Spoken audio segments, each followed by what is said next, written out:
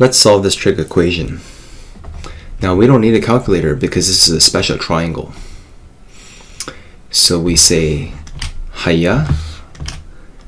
All students take calculus. It's just a mnemonic that helps you memorize how to solve these quickly. When you have sine, cos, or tan, trig of some unknown angle, we just follow the sequence of steps. Where is sine negative? We focus on the sine here. Sine is negative, not here and here, quadrant 1 and 2, because all things are positive here. Sine, cos, tan is positive. Sine is positive here, but it's negative here and here in tan land and cosine land. S stands for sine, A stands for all things are positive. Okay, so now we're never going to worry about the sine ever again. We're just focusing on the actual value. Sine of what angle becomes root 2 over 2? This is where it's good to memorize this special triangle for trigonometry. 1, 1, root 2, 45 degrees, 45 degrees. If you memorize this triangle, these are pretty easy because you just put your finger on the 45 and ask yourself, sine of 45 is opposite over hypotenuse. So sine 45, memorize, is 1 over root 2. And if you rationalize it, multiply top and bottom by root 2, we get root 2 over 2.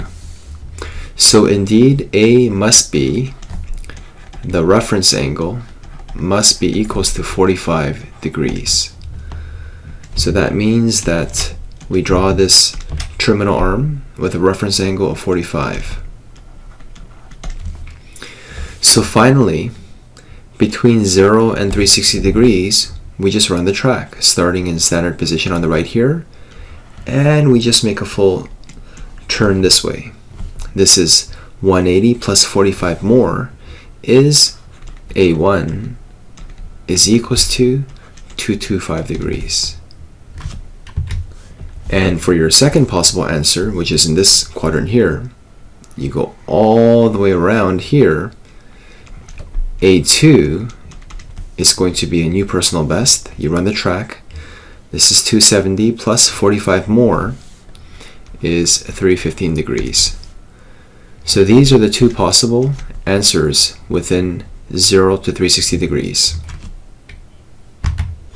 So just for practice and understanding, I'm going to Desmos. I'm typing in y equals sine x. And we should change the toolbar here to degree mode. I'm going to change x to 720.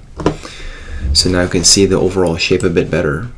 And notice how if you type in x equals 360, we're focusing on these first 4 quadrants here. If I type in x equals 90, x equals 180, x equals 270, we say sine is ASTC because sine is positive in the A land, all things are positive. And S sine is positive, whereas sine is negative in quadrants 3 and 4 here. Notice how sine, the graph goes between 1 and negative 1, so this is the range, whereas the domain is all real numbers.